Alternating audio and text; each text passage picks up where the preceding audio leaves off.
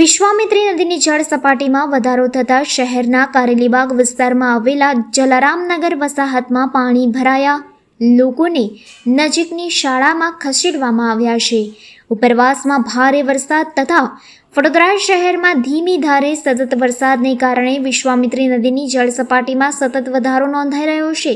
ત્યારે રવિવારે સવારે વિશ્વામિત્રી નદીની જળ સપાટી 22 ફૂટે પહોંચતાની સાથે જ કારેલીબાગ વિસ્તારમાં વિશ્વામિત્રી નદી કાંઠે આવેલા જલારામનગર વસાહતમાં વિશ્વામિત્રી નદીના પાણી લોકોના ઘરોમાં પ્રવેશતા તંત્ર દ્વારા લોકોને સલામત સ્થળે ખસી જવા સૂચના આપવામાં આવી હતી। સાથે જ અહીંથી લોકોને નજીકની શાળામાં ખસેડવામાં આવ્યા છે।